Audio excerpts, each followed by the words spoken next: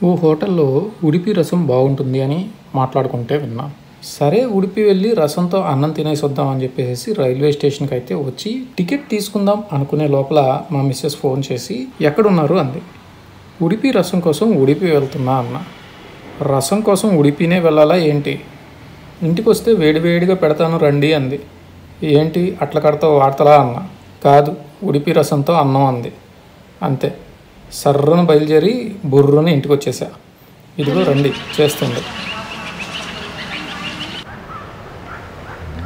ఉడిపి రసం కోసం ముందుగా చింతపండును గోరువెచ్చని నీటిలో నానబెట్టి రసం తీసి పక్కన పెట్టుకోవాలి.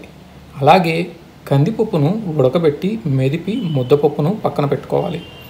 4 టమోటాలు 3 పచ్చిమిర్చీలను ముక్కలుగా కట్ చేసి పక్కన పెట్టుకోండి. ఇప్పుడు స్టవ్ పైన బాండిల్ పెట్టి కొంచెం ఆయిల్ వేసి ధనియాలు, ఎండుమిర్చి, మిరియాలు, జీలకర్ర, కొంచెం మెంతులు వేసి వేగాక కరివేపాకు వేసి ఈ మిశ్రమాన్ని మిక్సీ గిన్నెలోకి తీసుకొని కొంచెం ఇంగువ వేసి పేస్ట్ చేసి పక్కన పెట్టుకోండి.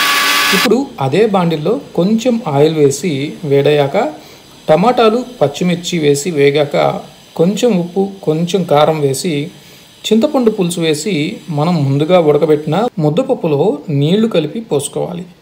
అలాగే మీకు తగినన్ని నీళ్లు పోసుకొని మనం మిక్సీ వేసుకున్న మసాలా పేస్ట్ వేసి కొంచెం గల్లుప్పు వేసి 1 స్పూన్ బెల్లం వేసి కలిపి బాగా ఉడకనించి కొత్తిమీర చల్లి దించేయండి. అంతే, ఉడిపి రసం రెడీ. ఈ ఉడిపి రసం రైస్లోకి సైడ్ డిష్ ఏదైనా ఫ్రై ఉంటే టేస్ట్ అద్దిరిపోతుంది.